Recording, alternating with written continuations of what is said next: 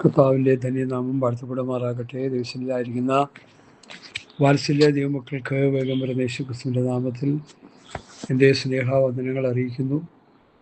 ഇന്ന് രാത്രികാലം ഒരു പ്രത്യേക വിഷയമായിട്ട് ഞാൻ ദിവസത്തിൽ കടന്നു വരികയാണ്. എല്ലാ ദിവസവും വിഷയങ്ങളിങ്ങനെ ഓരോന്നോരോന്ന് കർത്താവ് തന്നുകൊണ്ടിരിക്കുന്നു. അത് കൃപയിൽ ശരണപ്പെട്ട് പറഞ്ഞുകൊണ്ടിരിക്കുന്നു. സ്തോത്രം. സഭായങ്ങളിൽ ഒരു ചാപ്റ്ററൊക്കെ എടുത്തിങ്ങനെ പഠിക്കുകയും പഠിപ്പിക്കുകയൊക്കെ ചെയ്തുകൊണ്ടിരിക്കുന്നു. കർത്താവ് തരുന്ന കൃപയ്ക്കനുസരിച്ച് ദൈവവചനം പറയുന്നു.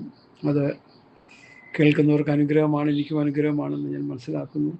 അത് ഗ്രഹിക്കണമെങ്കിൽ ദൈവകൃപ ധാരാളമായിട്ട് നമ്മൾ പ്രാപിക്കണമെന്നുള്ളത് യാഥാർത്ഥ്യമാണ്. ഈ അപ്പോസ്തലന്മാരുടെ ഉപദേശം പഠിക്കുക, ഗ്രഹിക്കുക എന്ന് പറഞ്ഞാൽ ദൈവം കൃപ തരാതെ അത് പറ്റത്തില്ല. അതുകൊണ്ട് നമ്മൾ പ്രാർത്ഥിക്കണം അതിനു വേണ്ടി. അപ്പോസ്തലന്മാരുടെ ഉപദേശം ക്രിസ്തുവിൻ്റെ ഉപദേശം, ക്രിസ്തുവിൻ്റെ ഉപദേശം പിതാവിൻ്റെ ഉപദേശം, അത് പുതിയ നിയമസഭയുടെ ഉപദേശം, ഞങ്ങൾ വാക്കിനാലോ ലേഖനത്താൽ തന്ന പ്രമാണങ്ങൾ. ഇത് പഠിക്കാനും പഠിപ്പിക്കാനും ദൈവമാക്കി വെക്കണം. ഒന്ന്. രണ്ട്, ദൈവം അതിനുള്ള കൃപ തരണം. പിതാവ് ആകർഷിച്ചിട്ടുള്ളത് ആരും പുത്രനെടുക്കൽ വരുന്നില്ല. അപ്പോൾ ദൈവമാക്കി വെച്ചവർക്ക് മാത്രമേ അപ്പോസ്തലൻ പ്രസംഗിക്കാൻ പറ്റത്തുള്ളൂ. അതിനുവേണ്ടി ദിവസത്തിൽ പ്രാർത്ഥിക്കണം നമ്മൾ. ഞാൻ മുഖർ പറഞ്ഞ സമയം കളയുന്നില്ല. കൊരിന്ത ലേഖനം, എൻ്റെ 1-ാം ലേഖനം 1-ാം അധ്യായത്തിൽ ഒരു വാക്യം വായിക്കുന്നു. 22-ാം വാക്യം, 22, 23, 24 വാക്യങ്ങൾ. യഹൂദന്മാർ അടയാളം ചോദിക്കുകയും യവനന്മാർ ജ്ഞാനമന്വേഷിക്കുകയും ചെയ്യുന്നു. ഞങ്ങളോ ക്രൂശിക്കപ്പെട്ട ക്രിസ്തുവിനെ പ്രസംഗിക്കുന്നു. യഹൂദന്മാർക്ക് ഇടർച്ചയും ജാതികൾക്ക് പോഷത്വമെങ്കിലും യഹൂദന്മാരാകട്ടെ യവനന്മാരാകട്ടെ വിളിക്കപ്പെട്ട ഏവർക്കും ദൈവശക്തിയും ദൈവജ്ഞാനവുമായ ക്രിസ്തുവിനെ തന്നെ. 22, 1 കൊരിന്ത്യർ 1-22, 23, 24 വാക്യങ്ങൾ. വളരെ ശ്രദ്ധേയമായ ഒരു വാക്യമാണിത്. അപ്പോസ്തലന്മാർ പ്രസംഗിച്ചത് ക്രൂശിക്കപ്പെട്ട ക്രിസ്തുവിനെയാണ്. സ്തോത്രം. കർത്താവിൻ്റെ കൂടെ നടന്ന ശിഷ്യന്മാർ പ്രസംഗിച്ചത് ക്രൂസിഫൈഡ് ക്രൈസ്റ്റ്, ക്രൂശിക്കപ്പെട്ട ക്രിസ്തു. ക്രൂശിനെയല്ല പ്രസംഗിച്ചത്, ക്രൂശിൽ തറയ്ക്കപ്പെട്ട ക്രിസ്തു. ഹല്ലേലൂയ. ക്രൂശിക്കപ്പെട്ട ക്രിസ്തു. അല്ലെങ്കിൽ പാപമോചനത്തിനായി ലോകത്തിൻ്റെ പാപത്തെ ചുമന്നൊഴിക്കുവാൻ ദൈവത്തിൻ്റെ കുഞ്ഞാടായി വന്ന ക്രൂശ് മരണം അല്ലെങ്കിൽ ക്രൂശിൽ യാഗമായി തീർന്ന ക്രിസ്തു. ആ ക്രിസ്തുവിനെയാണ് അവർ പ്രസംഗിച്ചത്. ഇന്നത്തെ പ്രസംഗം എന്തായെന്ന് ചോദിച്ചാൽ എനിക്കറിയത്തില്ല. എന്തൊക്കെയോ പ്രസംഗിക്കുന്നുണ്ട്. പ്രസംഗിച്ച് കസേര ഉറപ്പിക്കുന്നു, പണമുണ്ടാക്കുന്നു, സ്ഥാനമാനങ്ങൾ ഒഴിവ് നേടുന്നു. അങ്ങനെ വിവിധ നിലയിലൊക്കെ ഓരോരുത്തർ പോയിക്കൊണ്ടിരിക്കുക. എന്നാൽ പ്രിയമുള്ളവരെ, അപ്പോസ്തലന്മാരുടെ പ്രസംഗം ക്രൂശിക്കപ്പെട്ട ക്രിസ്തു, ഉയർത്തെഴുന്നേറ്റ ക്രിസ്തു, മരിച്ച് അടക്കപ്പെട്ട് ഉയർത്തെഴുന്നേറ്റ് പിതാവിൻ്റെ വലത്ത് ഭാഗത്ത് വസിക്കുന്ന ക്രിസ്തു. ഗലീലാപുരുഷന്മാരെ, നിങ്ങൾ ആകാശത്തേക്ക് നോക്കി നിൽക്കുന്നത്, നിങ്ങളെ വിട്ട് സ്വർഗാരോഹണം ചെയ്തു, സ്വർഗാരോഹണം ചെയ്യേണ്ടത് യേശു, പോയതുപോലെ തിരികെ വരും. അപ്പോൾ പോയതുപോലെ തിരികെ വരുന്ന ക്രിസ്തു, സഭയെ ചേർക്കാൻ വരുന്ന ക്രിസ്തു. ഇതാണ് നമ്മുടെ പ്രസംഗം. ഇതായിരിക്കണം നമ്മുടെ പ്രസംഗം. പ്രസംഗത്തിൻ്റെ രീതി മാറിപ്പോയിക്കൊണ്ടിരിക്കുന്നു. യേശു ക്രിസ്തുവിലൂടെയുള്ള രോഗശാന്തിയെക്കുറിച്ച് ഒരു കൂട്ടർ പ്രസംഗിക്കുന്നു. യേശു ക്രിസ്തുവിലൂടെയുള്ള ഭൗതിക അനുഗ്രഹങ്ങൾ കിട്ടുമെന്നൊരു കൂട്ടർ പ്രസംഗിക്കുന്നു. ക്രിസ്തുവിൽ വിശ്വസിച്ച് കഴിയുമ്പോൾ നിന്റെ കടം മാറും, നിന്റെ കഷ്ടത മാറും, നിന്റെ രോഗം മാറും, നിന്റെ പ്രശ്നങ്ങൾ മാറും എന്ന് പറഞ്ഞ് പ്രസംഗിച്ച് മറ്റൊരു സുവിശേഷത്തിലേക്ക്, മറ്റൊരു ആത്മാവിലേക്ക്, മറ്റൊരു ക്രിസ്തുവിനെ പ്രസന്റ് ചെയ്യുന്ന അവസ്ഥയിലേക്ക് ഇന്ന് കാര്യങ്ങൾ മാറ്റപ്പെട്ടു കഴിഞ്ഞു സഹോദരങ്ങളെ. ഇന്ന് രാത്രി എന്താണൊരു മെസ്സേജ് ഞാൻ പ്രസംഗിക്കേണ്ടതെന്ന് ഞാൻ ഹൃദയത്തിൽ, പെട്ടെന്ന് ഈ വാക്യം എൻ്റെ ഹൃദയത്തിൽ വന്നത്. ദൈവത്തിൻ്റെ ജ്ഞാനമായ ക്രിസ്തു, ക്രൂശിക്കപ്പെട്ട ക്രിസ്തു. തിമോഥെയോസിൻ്റെ ലേഖനത്തിൽ പൗലോസ് പറയുന്നുണ്ട്, ഞങ്ങളോ ക്രൂശിക്കപ്പെട്ട ക്രിസ്തുവിനെ പ്രസംഗിക്കുന്നു. ദാവീദിൻ്റെ സന്തതിയായി മരിച്ച് അടക്കപ്പെട്ട ഉയർത്തെഴുന്നേറ്റ യേശു ക്രിസ്തുവിനെ ഓർത്തു, അതാകുന്നു എൻ്റെ സുവിശേഷം. പാപപരിഹാര ബലിയായി ഈ ലോകത്തിൽ വന്ന് സ്വയം യാഗമായി തീർന്ന ക്രിസ്തു, ആ യേശു ക്രിസ്തുവിൻ്റെ ബലിമരണത്തിൽ വിശ്വസിക്കുന്നവനാണ് ആത്മരക്ഷയുള്ളത്. ആ യേശു ക്രിസ്തുവിൻ്റെ ബലിമരണത്തിൽ വിശ്വസിച്ച് യേശു എൻ്റെയും പാപത്തിന് വേണ്ടി മരിച്ചുവെന്ന് ഹൃദയം കൊണ്ട് വിശ്വസിക്കുമ്പോൾ നീതീകരണം കിട്ടുന്നു. വായ് കൊണ്ട് ഏറ്റുകൊള്ളുമ്പോൾ രക്ഷിക്കപ്പെടുന്നു. പിതാവിൻ്റെയും പുത്രൻ്റെയും നാമത്തിൽ സ്നാനപ്പെട്ട് പരിശുദ്ധാത്മാഭിഷേകം പ്രാപിക്കുമ്പോൾ ദൈവമകനായിത്തീരുന്നു. പിന്നെ അവൻ ക്രിസ്തുവിൻ്റെ പ്രമാണം അനുസരിച്ച് ജീവിച്ച് നീതീകരണം, വിശുദ്ധീകരണം, തേജസ്കരണം, നീതി ചെയ്ത് വിശുദ്ധീകരണം പ്രാപിച്ചുകൊണ്ടിരിക്കുമ്പോൾ തേജസ്കരണത്തിലേക്ക് നടത്തപ്പെടും. നീതീകരണം ദൈവം ഫ്രീ ആയിട്ട് നൽകുന്നു. ക്രിസ്തുവിൽ വിശ്വസിക്കുമ്പോൾ നമുക്ക് കിട്ടുന്ന വിശ്വാസത്താൽ നീതീകരണം. കർത്താവിൽ വിശ്വസിക്കുമ്പോൾ ദൈവം നമ്മെ നീതീകരിക്കുന്നു. എന്താ ഈ നീതീകരണം? ഈ നീതീകരണം എന്ന് പറഞ്ഞാൽ എന്താ? ജസ്റ്റിഫിക്കേഷൻ. മരണത്തിന് വിധിക്കപ്പെട്ട വ്യക്തിയെ തൻ്റെയും പാപത്തിന് വേണ്ടിയാണ് യേശു മരിച്ചെന്ന് യേശു ക്രിസ്തുവിൽ വിശ്വസിച്ചപ്പോൾ അവൻ കുറ്റവാളിയായ അവനെ, കൊലക്കുറ്റത്തിന് വിധിക്കപ്പെട്ട അവനെ കുറ്റവിമുക്തനാക്കുന്നു. അതാണ് ദൈവത്തിൻ്റെ നീതീകരണം, ജസ്റ്റിഫിക്കേഷൻ. ആ നീതീകരണം പ്രാപിച്ചവൻ നീതി ചെയ്ത് വിശുദ്ധീകരണം പ്രാപിച്ച് വിശുദ്ധീകരണത്തിൻ്റെ അന്തമായ നിത്യജീവൻ പ്രാപിക്കണമെന്ന് റോമർ 6-ാം അധ്യായം ശക്തമായി പഠിപ്പിക്കുന്നു. ഞങ്ങളതൊക്കെ പറയാറുണ്ട് ശക്തിയോടെ. അതുകൊണ്ട് ശ്രദ്ധിക്കുക പ്രിയമുള്ളവരെ, യേശുക്രിസ്തുവിൻ്റെ ക്രൂശിലാണ് രക്ഷയിരിക്കുന്നത്. ക്രൂശിലെന്ന് പറഞ്ഞാൽ ആ ക്രൂശിക്കപ്പെട്ട ക്രിസ്തുവിലാണ് രക്ഷയിരിക്കുന്നത്. കുരിശെന്ന് പറഞ്ഞാൽ കുരിശും തൂക്കിയിട്ട് നടക്കുന്നവരുണ്ട് ഇഷ്ടം പോലെ. കത്തോലിക്കരും യാക്കോക്കാരും അവരും മത്തോമക്കാരും എല്ലാവരും കഴുത്തിൽ ക്രൂശ് ഇട്ടുകൊണ്ട് നടക്കുക. അതുകൊണ്ട് വലിയ വിശേഷമൊന്നുമില്ല. ആ ക്രൂശിൽ മരിച്ച യേശുവാണ് നമ്മുടെ വിഷയം. യോഹന്നാൻ സ്നാപകൻ അത് വ്യക്തമായി പറയുന്നുണ്ട്. യേശു പോയത് കണ്ടപ്പോൾ യോഹന്നാൻ സ്നാപകൻ ഇങ്ങനെ പറഞ്ഞു, ഇതാ ലോകത്തിൻ്റെ പാപത്തെ ചുമക്കുന്ന ദൈവത്തിൻ്റെ കുഞ്ഞാട്. ലോകത്തിൻ്റെ പാപത്തെ ചുമന്നൊഴിച്ച ദൈവപുത്രനായ യേശു ക്രിസ്തുവിൻ്റെ ക്രൂശ് മരണവും ഉയർപ്പുമാണ് മാനവജാതിയുടെ രക്ഷയ്ക്ക് ആധാരം. ആ അവസ്ഥയ്ക്കാണ് പിശാച് തുരങ്കം വെച്ചിരിക്കുന്നത്. ഞാനിത് ഒത്തിരി നാളായി ഈ വേദന ഹൃദയത്തിൽ പേറിക്കൊണ്ട് നടക്കുന്നൊരു മനുഷ്യനാണ്. യേശു ക്രിസ്തുവിനെ പ്രസംഗിക്കുന്നില്ല. യേശു ക്രിസ്തുവിനോട് കൂടിയുള്ള പാപമോചനം പ്രസംഗിക്കുന്നില്ല. യേശു ക്രിസ്തുവിലൂടെയുള്ള ദൈവരാജ്യം പ്രസംഗിക്കുന്നില്ല. സ്വർഗരാജ്യം പ്രസംഗിക്കുന്നില്ല. ക്രിസ്തുവിലൂടെ ലഭിക്കുന്ന ഭൗതികമായ അനുഗ്രഹങ്ങളെക്കുറിച്ചാണ് പ്രസംഗിക്കുന്നത്. യേശു ക്രിസ്തു വിശ്വസിച്ചാൽ നിന്റെ കടങ്ങൾ മാറും, നിന്റെ കഷ്ടത മാറും, നിന്റെ ദുഃഖം മാറും, നിന്റെ രോഗം മാറും, നിന്റെ വ്യഥകൾ മാറും. വീടില്ലാത്തവന് വീട്, കാറില്ലാത്തവന് കാറ്, ജീവിതത്തിൻ്റെ ഉദാഹരണമില്ലാത്തവർക്കെല്ലാം ഉദാഹരണം എന്ന് പറഞ്ഞ് ജനത്തെ ഫേക്കായിട്ട് പ്രസംഗിച്ച് അവരുടെ ആത്മരക്ഷയെ തകർക്കുന്ന പിശാചിൻ്റെ തന്ത്രങ്ങൾ അനേക ശുശ്രൂഷകന്മാരിലൂടെ കണ്ടുവരുന്നു എന്നുള്ളത് ആത്മാവിൽ ഗ്രഹിച്ചിട്ടാണ് ഈ ദൈവവചനം ഇന്ന് രാത്രി നിങ്ങളോട് പറയാൻ ഞാൻ കർത്താവിൽ ശരണപ്പെടുന്നത്. പ്രസംഗങ്ങൾ ഒത്തിരി നമുക്ക് കേൾക്കാൻ കഴിയും. ശ്രദ്ധിക്കുക, ഇവിടെ പറയുന്നത് സ്തോത്രം, യഹൂദന്മാർ അടയാളം ചോദിക്കുന്നു, യവനന്മാർ ജ്ഞാനമന്വേഷിക്കുന്നു, ഞങ്ങളോ ക്രൂശിക്കപ്പെട്ട ക്രിസ്തുവിനെ പ്രസംഗിക്കുന്നു. യഹൂദന്മാർക്ക് ഇടർച്ചയും ജാതികൾക്ക് പോഷത്വവും എങ്കിലും യഹൂദന്മാരാകട്ടെ യവനന്മാരാകട്ടെ വിളിക്കപ്പെട്ട ഏവർക്കും ദൈവശക്തിയും ദൈവജ്ഞാനവുമായ ക്രിസ്തുവിനെ തന്നെ. അപ്പൊ ക്രിസ്തു ആരാ? ദൈവത്തിൻ്റെ ജ്ഞാനമാണ്, ദൈവശക്തിയാണ്, ദൈവജ്ഞാനമാണ് ക്രിസ്തു, ദൈവത്തിൻ്റെ ജ്ഞാനമാണ് ക്രിസ്തു.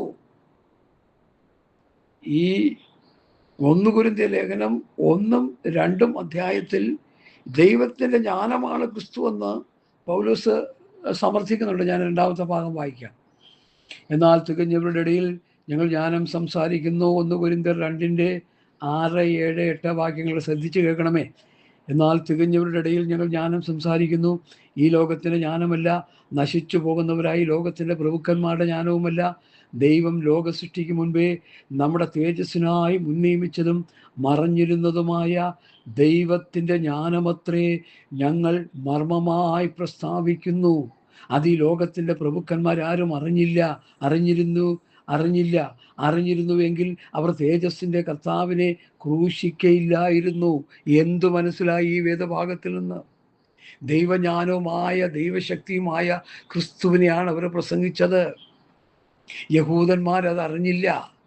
കർത്താവിൻ്റെ ശിഷ്യന്മാർക്ക് ആ വെളിപ്പാട് കിട്ടി. യഹൂദന്മാർക്കും ജാതികൾക്കും ആ വെളിപ്പാട് കിട്ടിയില്ല. യഹൂദന്മാർ എന്തിനാ യേശുവിനെ ക്രൂശിച്ചത്? സ്തോത്രം. അവരറിയാതെ ക്രൂശിച്ചു എന്ന് എഴുതിയിരിക്കുന്നത്. അതിൻ്റെ പിന്നിലൊക്കെ മാർമിക സത്യങ്ങളുണ്ട്. അവർ ക്രൂശിച്ചുകൊണ്ടാണ് നമുക്ക് രക്ഷ വന്നത്. സ്തോത്രം. എന്നാൽ അവരറിയാതെ ക്രൂശിച്ചു. ദൈവത്തിൻ്റെ ജ്ഞാനമായ ക്രിസ്തുവിനെ അറിയാതെ ക്രൂശിച്ചു. അതാ ഇവിടെ പറയുന്നത്. ദൈവത്തിൻ്റെ ജ്ഞാനമത്രേ ഞങ്ങൾ മർമ്മമായി പ്രസ്താവിക്കുന്നു. അത് ഈ ലോകത്തിൻ്റെ പ്രഭുക്കന്മാർ, യഹൂദന്മാരൊക്കെ പ്രഭുക്കന്മാരായിരുന്നല്ലോ, ആ പ്രഭുക്കന്മാർ ആരും അറിഞ്ഞില്ല. അറിഞ്ഞിരുന്നുവെങ്കിൽ അവർ തേജസ്സിൻ്റെ കർത്താവിനെ ക്രൂശിക്കയില്ലായിരുന്നു. സ്തോത്രം. ഇന്നും യേശുവിനെ ക്രൂശിച്ചുകൊണ്ടിരിക്കുക. ഞാനത് പിറകെ വരുന്നുണ്ട്. ക്രൂശിൻ്റെ ശത്രുക്കളായി ഇന്ന് അനേകർ തീർന്നുകൊണ്ടിരിക്കുക. ശുശ്രൂഷകന്മാരും ദൈവമക്കളും ക്രൂശിൻ്റെ ശത്രുക്കളാണ്. യേശുവിനെ ക്രൂശിച്ചുകൊണ്ടിരിക്കുക ഇന്നും. ഹല്ലേലൂയ. ദൈവം നമുക്ക് തന്ന രക്ഷാദാനമാണ് ക്രിസ്തു. അത് ദൈവത്തിൻ്റെ ജ്ഞാനമാണ്. ഈ ദൈവത്തിൻ്റെ ജ്ഞാനമായ ക്രിസ്തുവിനെ പ്രസംഗിക്കാൻ ഈ ലോകത്തിൻ്റെ ജ്ഞാനത്തിൻ്റെ പുറകെ നടക്കുക ഇന്ന് പാസ്റ്റർമാരെ. എന്തെല്ലാം ജ്ഞാനങ്ങളാണ് ഇന്ന് ഈ ലോകത്തിൽ പാസ്റ്റർമാർ പ്രാപിച്ചെടുക്കുന്നത്.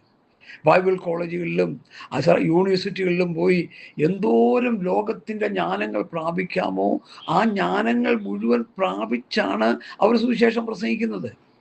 എന്നാൽ ദൈവത്തിൻ്റെ ജ്ഞാനമാണ് ക്രിസ്തു എന്ന് പൗലോസ് പഠിപ്പിക്കുന്ന മർമ്മം അവർ മറന്നുപോകുന്നു. സഹോദരങ്ങളെ, ഇന്ന് രാത്രികാലം നമ്മൾ മനസ്സിലാക്കണം, ദൈവത്തിൻ്റെ ജ്ഞാനമാണ് ക്രിസ്തു. ആ ക്രിസ്തുവിനെ പ്രസംഗിക്കാൻ നിന്റെ ജ്ഞാനം ആവശ്യമില്ല, ലോകത്തിൻ്റെ ജ്ഞാനം ആവശ്യമില്ല, ലോകത്തിൻ്റെ അറിവുകളും ലോക മനുഷ്യൻ്റെ കഴിവുകളൊന്നും ആവശ്യമില്ല. ദൈവത്തിൻ്റെ ജ്ഞാനമായ ക്രിസ്തുവിനെ പ്രസംഗിക്കാൻ എന്ത് ചെയ്യണം? പ്രവൃത്തി പുസ്തകത്തിൽ ലൂക്കോസ് എഴുതിയ ആ ഭാഗം ഞാൻ വായിച്ച് കേൾപ്പിക്കാൻ താല്പര്യപ്പെടുകയാണ്. സ്തോത്രം, സ്തോത്രം, സ്തോത്രം. ഇങ്ങനെ കാണുന്നു അവിടെ. സ്തോത്രം. എന്നാൽ പരിശുദ്ധാത്മാവ് നിങ്ങളുടെ മേൽ വരുമ്പോൾ നിങ്ങൾ ശക്തി ലഭിച്ചിട്ട് യെരുശലേമിലും യഹൂദയിലും ശമര്യയിലും എല്ലായിടത്തോളം എൻ്റെ സാക്ഷികളാകും. എന്ത് സാക്ഷികൾ? യേശുക്രിസ്തു ക്രൂശിക്കപ്പെട്ടു എന്ന സാക്ഷ്യം പറയുക. യേശുക്രിസ്തുവിൻ്റെ ക്രൂശ് മരണത്തെക്കുറിച്ച് സാക്ഷ്യം പറയുക. അതാരാ പറയണത്? കൃത്യം കണ്ട സാക്ഷികൾ. യേശുക്രിസ്തുവിനെ ക്രൂശിക്കുന്നതും പിടിക്കുന്നതും അടിക്കുന്നതും ഉപദ്രവിക്കുന്നതും ആരാ കണ്ടത്? തൻ്റെ കൂടെ നടന്ന ശിഷ്യഗണങ്ങളാണ്. പത്രോസ്, യോഹന്നാൻ, യാക്കോബ്, യൂദാ, ആദിയായ അപ്പോസ്തലന്മാരാ. അതാണ് 1 യോഹന്നാൻ്റെ ലേഖനം. ഞാൻ ഇത് നിർത്തിയിട്ട് അങ്ങോട്ടൊന്ന് കയറട്ടെ. 1 യോഹന്നാൻ്റെ ലേഖനം 1-ാം അധ്യായത്തിൻ്റെ ഇതൊക്കെ ആത്മീകമായ വലിയ മാർമിക സത്യങ്ങളാണ്. ഇത് മനസ്സിലാക്കാതെ പോയിക്കൊണ്ടിരിക്കുകയാണ് ദൈവസഭ അല്ലെങ്കിൽ ദൈവദാസന്മാരെന്ന് പറയുന്നവർ. യോഹന്നാൻ്റെ 1-ാം ലേഖനം 1-ാം അധ്യായത്തിൽ ഇങ്ങനെ കാണുന്നു: ആദ്യം മുതലുള്ളതും ഞങ്ങൾ കേട്ടതും സ്വന്തം കണ്ണുകൊണ്ട് കണ്ടതും ഞങ്ങൾ നോക്കിയതും ഞങ്ങളുടെ കൈ തൊട്ടതുമായ ജീവൻ്റെ വചനം സംബന്ധിച്ച് ജീവൻ പ്രത്യക്ഷമായി ഞങ്ങൾ കണ്ട് സാക്ഷീകരിക്കുകയും പിതാവിന് കൂടെ ഇരുന്ന് ഞങ്ങൾക്ക് പ്രത്യക്ഷമായ നിത്യജീവൻ, അത് ക്രിസ്തുവാ, നിത്യജീവനെ നിങ്ങളോട് അറിയിക്കുകയും ചെയ്യുന്നു. ഞങ്ങൾ കേട്ടുമുള്ളത് നിങ്ങൾക്ക് ഞങ്ങളോട് കൂട്ടായ്മ ഉണ്ടാകേണ്ടതിന് നിങ്ങളോടും അറിയിക്കുന്നു. ഞങ്ങളുടെ കൂട്ടായ്മ പിതാവിനോടും എൻ്റെ പുത്രനായ യേശുക്രിസ്തുവിനോടും ആകുന്നു. നമ്മുടെ സന്തോഷം പൂർണ്ണമാകുവാൻ ഇതൊരു വലിയ മെസ്സേജാണ്. സ്തോത്രം. ഞാനിവിടെ അവർ കണ്ടതും കേട്ടതും തൊട്ടതും നോക്കിയതുമെല്ലാം യേശുക്രിസ്തുവിനോട് കൂടെ നടന്നു, കണ്ടു, കേട്ടു, തൊട്ടു, നോക്കി. കർത്താവ് പ്രവർത്തിച്ച അത്ഭുതങ്ങൾ കണ്ടു. കർത്താവ് അപ്പത്തെ വാഴ്ത്തി നുറുക്കി അത് ഭക്ഷിച്ചു. ഈ കണ്ടതും കേട്ടതും എല്ലാം അവരെന്ത് ചെയ്തു? ലോകത്തോട് പ്രസംഗിക്കുക. എന്നാൽ ആ പ്രസംഗത്തിൽ നിഴലിച്ച് നിൽക്കുന്ന, ഫോക്കസ് ചെയ്യേണ്ട വിഷയം ഏതാണ്? യേശു ക്രൂശിക്കപ്പെട്ടു. യേശുവിനെ ക്രൂശ് മരണത്തിന് ഏൽപ്പിച്ചു കൊടുത്തു. പിതാവാം യേശു സ്വയം ഏൽപ്പിച്ചു കൊടുത്തു. പിതാവാം ദൈവം അവനെ ഉയർപ്പിച്ചു. അതിന് ഞങ്ങൾ സാക്ഷികൾ. നമ്മളത് തന്നെ പ്രസംഗിക്കേണ്ടത്. യേശുക്രിസ്തുവിൻ്റെ ക്രൂശിക്കപ്പെട്ട യേശുവിനെ പ്രസംഗിക്കേണ്ടത്. യേശു ക്രൂശിക്കപ്പെട്ട ക്രൂശിനെ അല്ല പ്രസംഗിക്കേണ്ടത്, ക്രൂശിൽ മരിച്ച യേശുക്രിസ്തു. ഇതാ പോകുന്നു ലോകത്തിൻ്റെ പാപത്തെ ചുമക്കുന്ന ദൈവത്തിൻ്റെ കുഞ്ഞാട്. ആ യേശുക്രിസ്തുവിനെ പ്രസംഗിച്ച് ജനത്തിന് പാപബോധമുണ്ടാക്കണം. ജനഹൃദയങ്ങളിൽ പാപബോധമുണ്ടാകണം. രോഗശാന്തി കൊടുത്താൽ അവന് പാപബോധം കിട്ടത്തില്ല. അവന് വീടിന് പ്രാർത്ഥിച്ച് വീട് കൊടുത്താൽ അവന് പാപബോധം കിട്ടത്തില്ല. അവന് പ്രാർത്ഥിച്ച് ഈ ലോകത്തിൻ്റെ കുറേ ഭൗതിക അനുഗ്രഹങ്ങൾ കൊടുത്താൽ അവന് പാപബോധം കിട്ടത്തില്ല. ക്രൂശിക്കപ്പെട്ട ക്രിസ്തുവിനെ പ്രസംഗിച്ച്, സഹോദര, യേശു ക്രിസ്തു നിന്റെ പാപത്തിന് വേണ്ടിയാണ് മരിച്ചതെന്ന് പ്രസംഗിച്ച് കഴിയുമ്പോൾ അവൻ്റെ ഹൃദയം തകർക്കപ്പെടും. അയ്യോ, എൻ്റെ പാപത്തിന് വേണ്ടി ഒരു വ്യക്തി മരിച്ചു, അത് ദൈവപുത്രനായ യേശു ക്രിസ്തുവാണ്. ആ ബലിമരണത്തിലൂടെയാണ് എനിക്ക് ആത്മരക്ഷ ലഭിക്കുന്നതെന്ന് ഒരു സുവിശേഷകൻ പ്രസംഗിക്കുമ്പോൾ മറ്റൊരുത്തർ രക്ഷയില്ല, രക്ഷിക്കപ്പെടുവാൻ ആകാശത്തിന് കീഴിൽ നൽകപ്പെട്ട, ആകാശ ഭൂമിയുടെ നൽകപ്പെട്ട വേറൊരു നാമമില്ല. ആ യേശു ക്രിസ്തുവിനെ പ്രസംഗിക്കുമ്പോൾ ആ ക്രിസ്തുവിൽ വിശ്വസിക്കുന്നവൻ എന്തുണ്ട്? ആത്മരക്ഷയുണ്ട്. വിശ്വസിക്കുമ്പോൾ കിട്ടുന്ന നീതീകരണം. ആ കർത്താവിനെ കർത്തൃത്വം ചെയ്യാനായിട്ട് ദൈവപുത്രനായ യേശു ക്രിസ്തുവിനെ ഞാൻ എൻ്റെ കർത്താവും രക്ഷിതാവുമായി സ്വീകരിക്കുന്നു. എന്താ അതിൻ്റെ അർത്ഥം? ഇന്നു മുതൽ എന്നെ കർത്തൃത്വം ചെയ്യാൻ ഈ കർത്താവിന് ഞാൻ ഏൽപ്പിച്ചു കൊടുക്കുന്നു. അതാണ് കർത്താവ് എന്ന വാക്കിൻ്റെ അർത്ഥം. കർത്തൃത്വം ചെയ്യുന്നവൻ. രക്ഷിക്കപ്പെട്ട് കഴിഞ്ഞിട്ട് നമുക്ക് നമ്മുടെ തോന്നിയ പോലെ നടന്നുകൊണ്ട് കാര്യമില്ല. നമ്മുടെ ഇഷ്ടത്തിനനുസരിച്ച് നടന്നുകൊണ്ട് കാര്യമില്ല. പാസ്റ്റർമാർ പറയുന്ന അനുസരിച്ച് നടന്നിട്ട് കഥയില്ല. സംഘടനകൾ പറയുന്ന അനുസരിച്ച് നടന്നിട്ട് കഥയില്ല. അച്ഛന്മാർ പറയുന്ന അനുസരിച്ച് നടന്നിട്ട് കഥയില്ല. പ്രസിഡന്റുമാരും സെക്രട്ടറിമാരും അവരും ഇവരും പറഞ്ഞുകൊണ്ട് നടന്നിട്ട് ഒരു പ്രയോജനമില്ല.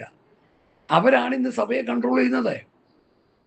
ഇത് ജഡീകന്മാരാണ് സഭയെ കൺട്രോൾ ചെയ്യുന്നത്. നമ്മളെ നടത്തേണ്ടത് പരിശുദ്ധാത്മാവാ. നമ്മളെ നടത്തേണ്ടത് കർത്താവാ. യേശു എൻ്റെയും പാപത്തിനു വേണ്ടി മരിച്ചു എന്ന് ഹൃദയം കൊണ്ട് വിശ്വസിക്കുമ്പോൾ നീതീകരണം. പിന്നെ കർത്താവായി ഏറ്റെടുക്കും. എന്നെ കർത്തൃത്വം ചെയ്യാൻ കർത്താവിനെ ഞാൻ ഏൽപ്പിച്ചു തരുന്നു. അന്നു മുതൽ കർത്താവാണ് നമ്മളെ നടത്തേണ്ടത്. ഇപ്പം നമ്മളല്ലേ നടക്കുന്നത്? ഞാൻ നിങ്ങൾ സ്വയം നടക്കുകയല്ലേ ചെയ്യുന്നത്? കർത്താവ് നമ്മളെ നടത്തുന്നു, ആത്മാവ് നമ്മളെ നടത്തുന്നു. ദൈവ നിയോഗത്താലുള്ള ശുശ്രൂഷകളും ജീവിത രീതികളും നമുക്കുണ്ടോ? ഇല്ല. അപ്പോസ്തലന്മാർക്കുണ്ടായിരുന്നു. ആത്മാവ് പറഞ്ഞു അങ്ങോട്ട് പോകരുത്, ഇങ്ങോട്ട് പോകാൻ പറഞ്ഞു, അങ്ങനെ പോയി. ഇന്ന് അതൊക്കെ നഷ്ടപ്പെട്ടു. ചുരുക്കി പറഞ്ഞാൽ ആദിമ നൂറ്റാണ്ടിൽ അപ്പോസ്തലന്മാരെ കർത്താവ് നടത്തിയതുപോലെ, ദൈവാത്മാവ് നടത്തിയതുപോലെ അവർ ചെയ്ത ശുശ്രൂഷകൾ, അവരുടെ ജീവിതത്തിൻ്റെ രീതികൾ നമ്മളും അങ്ങനെ തന്നെ ഒപ്പിയെടുക്കണം. ഒന്നും കളയാൻ പാടില്ല. അതാ പൗലോസ് പറഞ്ഞത്, നിങ്ങൾ ഞങ്ങളെ അനുകരിപ്പിൻ, ഞങ്ങൾ കാണിച്ച മാതൃകപ്രകാരം നടക്കുന്നവരെയും കുറിക്കൊള്ളുവിൻ. ദൈവത്തിൻ്റെ ജ്ഞാനമായ ക്രിസ്തു, ദൈവത്തിൻ്റെ ജ്ഞാനം ക്രിസ്തുവാണ്. ആ ക്രിസ്തുവിനെ പ്രസംഗിക്കാൻ ഈ ലോകത്തിൻ്റെ ജ്ഞാനത്തിൻ്റെ പുറകെ പോവുക പാസ്റ്റർമാരെ. ഈ ലോകത്തിൻ്റെ ജ്ഞാനത്തിൽ നിന്നുകൊണ്ട് ക്രിസ്തുവിനെ പ്രസംഗിച്ചാൽ ക്രൂശ് വ്യർത്ഥമായി പോകും. ബാക്കിയുണ്ടോ അതിന്? സ്തോത്രം. 1 കൊരിന്ത്യർ ലേഖനത്തിൽ തന്നെ ഉണ്ടത്. ഹല്ലേലൂയ. ക്രിസ്തുവിൻ്റെ ക്രൂശ് വ്യർത്ഥമാകാതിരിക്കേണ്ടതിന് വാക്ചാതുര്യത്തോടെ അല്ലതാനും. സ്തോത്രം. അപ്പൊ ക്രിസ്തുവിൻ്റെ ക്രൂശ് വ്യർത്ഥമാകുന്നത് എങ്ങനെയാ? വാക്ചാതുര്യത്തോടെ പ്രസംഗിക്കുമ്പോൾ. വലിയ സംസാര എന്താ പറയുക, അതിന് കഴിവ്, പ്രാസങ്ങൾ ഒപ്പിച്ച്, ലോകത്തിൻ്റെ ജ്ഞാനത്തിനൊപ്പിച്ച് പ്രസംഗിക്കുക. ക്രൂശിക്കപ്പെട്ട ക്രിസ്തുവിനെ, ക്രൂശിൽ മരിച്ചു ഉയർത്തെഴുന്നേറ്റ് ക്രിസ്തുവിനെ പ്രസംഗിക്കുന്നത് ദൈവത്തിൻ്റെ ആത്മാവിലായിരിക്കണം. പത്രോസിന്റെ 1-ാം പ്രസംഗം പരിശുദ്ധാത്മാവ് നിറഞ്ഞവനായി യേശു ക്രിസ്തുവിനെ പ്രസംഗിച്ചു. അതിന്റെ പ്രസംഗം കേട്ടാൽ നമ്മൾ ഞെട്ടും. നിങ്ങൾ ക്രൂശിച്ച യേശുവിനെ പിതാവ് ദൈവം ഉയർപ്പിച്ചു. സ്തോത്രം. അതാ അവന്റെ പ്രസംഗം. അത് കേട്ട് അവർ പേടിച്ചു പോയി. പരിശുദ്ധാത്മാവിന്റെ നിറവിൽ ക്രിസ്തുവിനെ പ്രസംഗിച്ചു. അവർ കേട്ടുകൊണ്ടിരുന്നവർക്കത് സഹിക്കാൻ പറ്റിയില്ല. അവർ വേദനപ്പെട്ടു, അവർ നിലവിളിച്ചു, സൗരന്മാരെ ഞങ്ങൾ എന്ത് ചെയ്യണം എന്ന് ചോദിച്ചു. കർത്താവായ യേശു ക്രിസ്തുവിൽ വിശ്വസിക്കാൻ പറഞ്ഞു. സ്തോത്രം. ആ 2-ാമത്തെ പ്രവൃത്തി പുസ്തകം 2-ാമത്തെ പ്രസംഗം, അല്ല 1-ാമത്തെ പ്രസംഗം നമ്മളൊന്ന് പഠിക്കണം. എല്ലാവരും അതൊക്കെ ഒന്ന് പഠിക്കണം. ഞാനതൊന്ന് വേണമെങ്കിൽ വായിക്കാം. യേശു ക്രിസ്തുവിനെ കുറിച്ച് നിങ്ങൾ ക്രിസ്തുവിനെ ക്രൂശിച്ചോ എന്നൊക്കെ പറഞ്ഞ് അവർ പ്രസംഗിച്ചു കഴിഞ്ഞപ്പോൾ ഇത് കേട്ടിട്ട് അവർ ഹൃദയത്തിൽ കുത്തുകൊണ്ടു. ദൈവത്തിൻ്റെ ആത്മാവിൽ ഇടപെട്ട് അവർ ഹൃദയത്തിൽ കുത്തുകൊണ്ടു. പത്രോസിനോടും ശേഷം അപ്പോസ്തലന്മാരോടും സൗരന്മാരെ പുരുഷന്മാരെ ഞങ്ങൾ എന്ത് ചെയ്യേണ്ടു എന്ന് ചോദിച്ചു. പത്രോസ് അവരോട്, നിങ്ങൾ മാനസാന്തരപ്പെട്ട് നിങ്ങളുടെ പാപങ്ങളുടെ മോചനത്തിനായി ഓരോരുത്തർ യേശുക്രിസ്തുവിന്റെ നാമത്തിൽ സ്നാനമേൽപ്പിൻ. റീപെൻഡന്റ് ആൻഡ് ബാപ്റ്റിസം. മാനസാന്തരപ്പെട്ട് സ്നാനപ്പെടാൻ പറഞ്ഞു. മാനസാന്തരപ്പെടാൻ സ്നാനപ്പെടുത്തിക്കൊണ്ടിരിക്കുക. മാനസാന്തരമില്ലാത്ത സുവിശേഷമാണ് ഇന്ന് പ്രസംഗിച്ചുകൊണ്ടിരിക്കുന്നത്. യേശുക്രിസ്തുവിന്റെ ക്രൂശ് മരണമല്ല പ്രസംഗിക്കുന്നത്. യേശു ക്രിസ്തു വിശ്വസിച്ചപ്പോൾ രോഗശാന്തി കിട്ടി, ബെൽറ്റ് മാറ്റി, കാറ് കിട്ടി, വീട് കിട്ടി, ജോലി കിട്ടി, വിസ കിട്ടി, പണം കിട്ടി, ലോട്ടറി അടിച്ചു. ഇടയ്ക്ക് തൃശ്ശൂർ വരെ ഒരു മാസ്റ്റർ പറയുകയാണ്, എൻ്റെ സഹോദരന് ലോട്ടറി അടിച്ചു, 1,00,000 ലോട്ടറി അടിച്ചു, കൃത്യമായിട്ട് 10,000 രൂപ അവൻ കൊണ്ട് എൻ്റെ കയ്യിൽ തന്നു. അപ്പം അത് നൽകുന്ന സന്ദേശം എന്താ? നിങ്ങളെല്ലാവരും ഓരോ ലോട്ടറി എടുത്തോണം, അടിച്ചു കഴിയുമ്പോൾ ബാക്കി ദശാംശം കൊണ്ട് തന്നിട്ട് ബാക്കി നിങ്ങൾ ചെലവഴിച്ചോണം. ലോട്ടറി ദൈവമക്കൾക്ക് എടുക്കാൻ പാടില്ലെന്നുള്ളത് പാസ്റ്ററിനാവോളം പോയിട്ടില്ല, വെളിവ് കിട്ടിയിട്ടില്ല. ലോകത്തോട് ഇടകലർന്നൊരു ജീവിതമാണ് ലോട്ടറിയും കച്ചവടങ്ങളും എല്ലാം. ഇന്ന് പാസ്റ്റർമാർ റിയൽ എസ്റ്റേറ്റ് നടത്തുന്നു, ലോട്ടറി കച്ചവടം നടത്തുന്നു, കല്യാണ ബ്രോക്കർമാരായി നിൽക്കുന്നു, ജോലി മേടിച്ചു കൊടുക്കുന്നു, അഡ്മിഷൻ മേടിച്ചു കൊടുക്കുന്നു. ഇങ്ങനെ ലോകത്തിൻ്റെ പല കാര്യങ്ങളിൽ വ്യാപൃതരായിരിക്കുന്ന ലോകത്തിൻ്റെ സുവിശേഷകന്മാരാണ് ഇന്ന് കൂടുതലും. അവർ മറ്റൊരു സുവിശേഷമാണ് പറയുന്നത്. അവർ പ്രസന്റ് ചെയ്യുന്നത് മറ്റൊരു ക്രിസ്തുവിനെ. അവരിൽ വ്യാപരിക്കുന്നത് മറ്റൊരാത്മാവ്. ദൈവമക്കൾ ജാഗരൂകരായിരിക്കുക. ഇങ്ങനെയുള്ള വ്യാജ സുവിശേഷന്മാരുടെ സുവിശേഷം കേട്ട് നമ്മുടെ ആത്മരക്ഷ നഷ്ടപ്പെടുത്തരുത്. എനിക്കറിയാം ചില സഹോദരന്മാരുണ്ട് അവരുടെ കൂടെ. അവരുടെ രക്ഷ ഇന്നും അവതാളത്തിലാണ്. കാരണം അവരെ നടത്തിയ രാജ തുമ്പുകെട്ട ഇടയന്മാരായിരുന്നു, ദ്രവ്യാഗ്രഹികളായിരുന്നു. യേശുക്രിസ്തുവിനെ പ്രസംഗിച്ച് കാശുണ്ടാക്കാനായിട്ട് ഇറങ്ങി തിരിച്ച കുറെ കള്ളപ്രവാചകന്മാരും ദുരുപദേഷ്ടകന്മാരുടെയും ഉപദേശം കേട്ട് വന്ന ചില സഹോദരന്മാർ എൻ്റെ കൂട്ടത്തിലുണ്ട്. അവരിന്നും കുഴഞ്ഞു കിടക്കുക. കാരണം എന്താ? അവരാദ്യമേ കേട്ട സുവിശേഷം, first impression of best impression, ആദ്യം കേട്ട സുവിശേഷം വ്യാജ സുവിശേഷമാണ്. സുവിശേഷം എന്താ? ക്രൂശിക്കപ്പെട്ട ക്രിസ്തു, ഉയർത്തെഴുന്നേറ്റ ക്രിസ്തു, പാപമോചനം നൽകുന്ന ക്രിസ്തു, ആത്മരക്ഷ നൽകുന്ന ക്രിസ്തു, ദൈവത്തിന്റെ ജ്ഞാനമായ ക്രിസ്തു. ആ ക്ലോസ് വിട്ടുകഴിഞ്ഞാൽ സുവിശേഷം മറ്റൊരു സുവിശേഷമായി, അതിൻ്റെ പിന്നിൽ മറ്റൊരാത്മാവായി. അവർ പ്രസന്റ് ചെയ്തത് മറ്റൊരു ക്രിസ്തുവിനെയായി.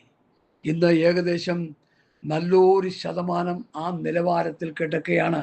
അതിൻ്റെ നടുവിലാണ് യഥാർത്ഥ സുവിശേഷത്തിൻ്റെ ധ്വനി ഞങ്ങൾ മുഴക്കുന്നതെന്ന് ഇന്ന് പ്രബുദ്ധനായി എന്നെ കേൾക്കുന്ന ദൈവമക്കളെ നിങ്ങൾ നന്നായി മനസ്സിലാക്കണം, നിങ്ങൾ നന്നായി ഗ്രഹിക്കണം. യേശു ക്രിസ്തു വിശ്വസിച്ച് പാപമോചനം പ്രാപിക്കുകയാണ് ഏറ്റവും പ്രധാനമായ വിഷയം. കാരണം യേശു ഭൂമിയിൽ വന്നത് മനുഷ്യൻ്റെ പാപത്തിൽ നിന്ന് അവനെ വിടിവിക്കാനാണ്. നിങ്ങൾക്കും എനിക്കും കാറും വീടും ലോറിയും തരാനല്ല വന്നത്. കാണാതെ പോയതിനെ തിരഞ്ഞു മനുഷ്യപുത്രൻ വന്നത്.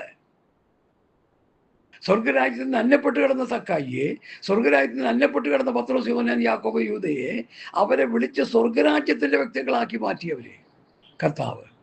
ഹല്ലേലൂയ, സ്തോത്രം, സ്തോത്രം. അവരുടെ പ്രസംഗം സ്വർഗരാജ്യമായിരുന്നു. അവരുടെ പ്രസംഗം ക്രൂശിക്കപ്പെട്ട് ഉയർത്തെഴുന്നേറ്റ യേശുക്രിസ്തുവിനെ ആയിരുന്നു. അവരുടെ പ്രസംഗം പാപമോചനം നൽകുന്ന യേശുക്രിസ്തുവിനെ ആയിരുന്നു. രോഗശാന്തി അല്ല, അത്ഭുതങ്ങളല്ല, അടയാളങ്ങളല്ല. എനിക്കറിയാം പല സഹോദരന്മാരും പെന്തക്കോസ്ത് നാളിൽ കുറച്ചു നേരം കൂടെ നടന്നിട്ട് അവസാനം കത്തോലിക്ക പോയി അവിടെ ചെന്നിട്ട് യഥാർത്ഥ മാതാവ് കത്തോലിക്ക സഭയാണെന്നും പറഞ്ഞ് ഇപ്പോൾ അവിടുത്തെ ഏറ്റവും വലിയ അത്ഭുത പ്രവർത്തകനായി മാറിയിരിക്കുക. പുള്ളിയുടെ ചെയ്യുന്ന മുഴുവൻ അത്ഭുതങ്ങളാണ്. സ്തോത്രം. വെറും തട്ടിപ്പിന്റെ സുവിശേഷമായി മാറി. പെന്തക്കോസ്ത് അനുഭവത്തിലായിരുന്നപ്പോൾ കുറച്ചൊക്കെ വെള്ളിയും വെളിവും ഉണ്ടായിരുന്നു. ഇപ്പൊ പുള്ളി ചെയ്യുന്ന മുഴുവൻ അത്ഭുതങ്ങളാ. രോഗികളെ സൗഖ്യമാക്കുക, ഭൂതങ്ങളെ പുറത്ത്, അതാ ഇപ്പൊ നടന്നുകൊണ്ടിരിക്കുന്നേ. എൻ്റെ പൊന്നെ, അത് നടക്കുമെന്ന് മത്തായി 7 നടക്കുമല്ലോ. ഞാനത് എപ്പോഴും പറയുന്ന കാര്യമാണല്ലോ. മത്തായിയുടെ സുവിശേഷം 7-ാം അധ്യായത്തിൽ കർത്താവ് എന്താ പറഞ്ഞേ? ചിലർക്കെങ്കിലും അത് വീണ്ടും മനസ്സിലായിട്ടില്ല. അവർക്ക് വേണ്ടി ഞാനിതൊന്ന് വേഗത്തിൽ പറഞ്ഞു പോകാൻ കർത്താവിൽ ശരണപ്പെടുക. മത്തായി 7:21 കർത്താവ് എന്ന് വിളിക്കുന്ന ഏവരുമല്ല സ്രോതസ്സനായ പിതാവിൻ്റെ ഇഷ്ടത്തിൽ സ്വർഗരാജ്യത്തിൽ കിടക്കുന്നത്. കർത്താവേ, കർത്താവേ, ഞങ്ങൾ നിന്റെ നാമത്തിൽ പ്രവചിക്കുകയും നിന്റെ നാമത്തിൽ ഭൂതങ്ങളെ പുറത്താക്കുകയും നിന്റെ നാമത്തിൽ വളരെ വീര്യപ്രവൃത്തികൾ ചെയ്തില്ലയോ എന്ന് പലരും ആ നാളിൽ എന്നോട് പറയും. ഞാൻ അവരോട്, ഞാൻ ഒരു നാളും നിങ്ങളെ അറിയുന്നില്ലെന്നല്ല, അറിഞ്ഞിട്ടില്ല. ആ ധർമ്മം പ്രവർത്തിക്കുന്നവരെ എന്നെ വിട്ടു പോകുവിൻ. ഭൂതം പോയതും അത്ഭുതം നടന്നതും അടയാളങ്ങൾ നടന്നതും ആ ധർമ്മമായിട്ടാണ് കർത്താവായ യേശു ക്രിസ്തു ഈ സുവിശേഷത്തിൽ നമ്മെ പഠിപ്പിക്കുന്നത്. സ്തോത്രം. രോഗി സൗഖ്യമാകത്തില്ലേ? ഭൂതം പോകത്തില്ലേ? അതൊക്കെ പോകും. അതിനൊക്കെ വ്യവസ്ഥകളുണ്ട്. ഇങ്ങോട്ട് ഒരുത്തം വന്ന് ഭൂതങ്ങളെ പുറത്താക്കുക, രോഗികളെ സൗഖ്യമാക്കുക എന്ന് പറഞ്ഞാൽ യേശുക്രിസ്തുവിൻ്റെ ക്രൂശ് മരണവും ഉയർപ്പും പാപമോചനവും പ്രസംഗിക്കാതെ അത്ഭുതം അടയാളങ്ങൾ മാത്രം ചെയ്തുകൊണ്ടിരുന്നാൽ അവിടെ ചെയ്യുന്നത് സാത്താൻ്റെ ആത്മാവാണെന്ന് പ്രബുദ്ധരായ ദൈവമക്കൾ ഇനിയെങ്കിലും മനസ്സിലാക്കണം. ഇല്ലെങ്കിൽ നമ്മൾ തെറ്റിപ്പോകും.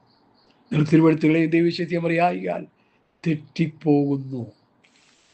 ഹല്ലേലൂയ, സ്തോത്രം. ഞാൻ വായിച്ച വേദഭാഗത്തിലേക്ക് വരുന്നു. യഹൂദന്മാർ അടയാളം ചോദിക്കുന്നു, നീ ഒരു അടയാളം ചെയ്ത് കാണാൻ ആഗ്രഹിക്കുന്നു ഞങ്ങൾ. യവനന്മാർ, ജാതികൾ ജ്ഞാനം അന്വേഷിക്കുന്നു. പൗലോസ് എന്താ പറയുന്നത്? ഞങ്ങളോ ക്രൂശിക്കപ്പെട്ട ക്രിസ്തുവിനെ പ്രസംഗിക്കുന്നു. യഹൂദന്മാർക്ക് ഇടർച്ചയാണ് ക്രിസ്തു, ജാതികൾക്ക് മോഷത്വമാണ് ക്രിസ്തു. യഹൂദന്മാരാകട്ടെ യവനന്മാരാകട്ടെ വിളിക്കപ്പെട്ട ഏവർക്കും ദൈവശക്തിയും ദൈവജ്ഞാനവുമായ ക്രിസ്തുവിനെ തന്നെ.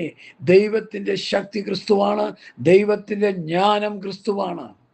യേശു ക്രിസ്തുവിനെ പ്രസംഗിക്കുമ്പോഴാണ് ഒരു മനുഷ്യൻ ജ്ഞാനിയാകുന്നത്. ഹല്ലേലൂയ, സ്തോത്രം. പ്രിയമുള്ളവരെ, ഈ മർമ്മം വലിയത്. 1 കൊരിന്ത്യർ 2 ഭാഗങ്ങളോട് ഞാൻ വായിക്കാം. എന്നാൽ തികഞ്ഞവരുടെ ഇടയിൽ ഞങ്ങൾ ജ്ഞാനം സംസാരിക്കുന്നു. ആരായി തികഞ്ഞവര്? ആരായി തികഞ്ഞവര്? യഹൂദന്മാരും റോമക്കാരും സ്റ്റോയിക്കുകളും. അന്ന് ഗ്രീക്കേഴ്സ് ഉണ്ടല്ലോ, വലിയ വലിയ തത്വജ്ഞാനികളുണ്ട്. എന്നാൽ തികഞ്ഞവരുടെ ഞങ്ങൾ ജ്ഞാനം സംസാരിക്കും. എന്താ ജ്ഞാനം? ക്രിസ്തുവിനെ പ്രസംഗിക്കുന്ന കാര്യം അവർ പറയുന്നത്. ഈ ലോകത്തിൻ്റെ ജ്ഞാനമല്ല അവർ സംസാരിക്കുന്നത്. നശിച്ചു പോകുന്നവരായി ലോകത്തിൻ്റെ പ്രഭുക്കന്മാരുടെ ജ്ഞാനവുമല്ല അവർ പറയുന്നത്. പിന്നെന്താണ്? ലോക സൃഷ്ടി മുതൽ മുമ്പേ നമ്മുടെ തേജസ്സിനായി മുൻ നിയമിച്ചതും മറഞ്ഞിരുന്നതുമായ ദൈവത്തിൻ്റെ ജ്ഞാനമായ ക്രിസ്തു. ദൈവത്തിൻ്റെ ജ്ഞാനമായ ക്രിസ്തു, ദൈവത്തിൻ്റെ മർമ്മമായ ക്രിസ്തു. ആ ക്രിസ്തുവിനെയാണ് ഞങ്ങൾ പ്രസംഗിക്കുന്നത്. അത് ഈ ലോകത്തിൻ്റെ പ്രഭുക്കന്മാർ ആരും അറിഞ്ഞില്ല. അറിഞ്ഞിരുന്നുവെങ്കിൽ അവർ തേജസ്സിൻ്റെ കർത്താവിനെ ക്രൂശിക്കയില്ലായിരുന്നു. തേജസ്സിൻ്റെ കർത്താവിനെ അവർ ക്രൂശിക്കത്തില്ലായിരുന്നു. അവരറിയാതെ ക്രൂശിച്ചു, അവരറിയാതെ ക്രൂശിച്ചു. ഇന്ന് പെന്തക്കോസ്തുകാർ ക്രിസ്തുവിനെ അറിഞ്ഞുകൊണ്ട് ക്രൂശിക്കുക. ഇന്ന് ക്രൂശിൻ്റെ ശത്രുക്കളായി തീർന്നിരിക്കുക. ദൈവത്തിൻ്റെ ചവിട്ടികളെയും വിശുദ്ധീകരിച്ച നിയമരക്തത്തെ മലിനം നേടുകയും കൃപയുടെ ആത്മാവിനെ നിന്ദിക്കുകയും ചെയ്യുന്നവരായി ഇന്ന് അനേകർ മാറിക്കൊണ്ടിരിക്കുക. യേശുക്രിസ്തുവിൻ്റെ ക്രൂശുമരണവും ഉയർപ്പും യേശുക്രിസ്തുവിനോടുള്ള പാപമോചനവും പ്രസംഗിക്കാത്ത പ്രസംഗങ്ങൾ പ്രാസംഗികന്മാര് അവർ ജനത്തെ ചതിക്കുകയാണ് ചെയ്യുന്നത്, അവർ വഞ്ചിക്കുകയാണ് ചെയ്യുന്നത്. ഇന്ന് ഞാൻ പല പ്രസംഗങ്ങളും എടുത്ത് നോക്കുമ്പോൾ യേശുക്രിസ്തു വിശ്വസിച്ചാൽ നിന്റെ കഷ്ടത മാറി, നിന്റെ കടം മാറി, സ്തോത്രം, നിന്റെ ഞെരുക്കം മാറി, നിന്റെ പ്രയാസം മാറി, നിന്റെ ബുദ്ധിമുട്ട് മാറി. ശരിയാ? ഒരപരൻ ഒരു ജാതിയായിട്ടുള്ളവർക്കും വന്ന് നോക്കുമ്പോൾ ഒരു ഏറ്റവും താണ നിലയിൽ ജീവിച്ച ഒരു ഹിന്ദു വിശ്വാസി അല്ലെങ്കിൽ ഇതര ജാതി മതസ്ഥൻ, ഒരു കത്തോലിക്കൽ മതം ആരും ആയിക്കോട്ടെ, കർത്താവിൽ വിശ്വസിച്ച് കഴിഞ്ഞപ്പോൾ അവൻ്റെ പട്ടിണി മാറി, അവൻ്റെ കഷ്ടതകൾ മാറി, അവൻ്റെ മക്കൾക്ക് വിദേശത്ത് ജോലി കിട്ടി, അവർ അമ്പരചുംബുകളായി കെട്ടിടം വെച്ചു, കോടിക്കണക്കിന് രൂപയുള്ള വീടൊക്കെ വാങ്ങി, സാമ്പത്തികമായി ഭദ്രത ഉള്ളവരായി തീർന്നു. അവർ സഭായത്തിന് പോകുന്നു, 30 ലക്ഷം 40 ലക്ഷം കാറിൽ അപ്പനും അമ്മയും മക്കളെല്ലാവരും കൂടി കയറി സഭായത്തിന് പോകുന്നു, സഭായം കഴിഞ്ഞ് വീട്ടിൽ വരുന്നു, പിന്നെ ഇടമീറ്റുകൾ പോകുന്നു, എല്ലാം ചെയ്യുന്നു. ആത്മീയമായി 1 ഇഞ്ച് വളർച്ച അവർക്കില്ല, ആത്മീയ വളർച്ച അവർക്കില്ല, ആത്മീയ വർധന അവർക്കില്ല, ആത്മീയ നിറവ് അവർക്കില്ല. ക്രിസ്തുവിൻ്റെ സമ്പ്രദായ പ്രായത്തിൽ അതവരിലേക്ക് നടത്തപ്പെടുന്നില്ല. നഷ്ടപ്പെടും ഒരു കൊട്ട, പറിച്ചപ്പൊരു ഒരു കൊട്ട എന്ന പോലെ അവരിയ്ക്കുകയാണ്. മരണാനന്തരം എന്താ സംഭവിക്കാൻ പോകുന്നത്? യേശു ക്രിസ്തു വിശ്വസിച്ച് പാപമോചനം പ്രാപിച്ച്, പാപത്തിന് സ്വാതന്ത്ര്യം പ്രാപിച്ച്, നീതിക്ക് ദാസനായി നീതി ചെയ്ത് വിശുദ്ധീകരണം പ്രാപിച്ച് തേജസ്കരണത്തിലേക്ക് നടത്തപ്പെടാൻ ഒരുങ്ങിക്കൊണ്ടിരിക്കുന്ന ഒരു വിശ്വാസിക്ക് മാത്രമേ ദൈവരാജ്യത്തിൽ പോകാൻ പറ്റത്തുള്ളൂ. യേശു ക്രിസ്തു വിശ്വസിച്ച് ഭൗതിക അനുഗ്രഹങ്ങളൊക്കെ വാരിക്കോരി കിട്ടിയെന്ന് പറഞ്ഞ് സ്വർഗരാജ്യത്ത് പോകാൻ പറ്റത്തില്ല.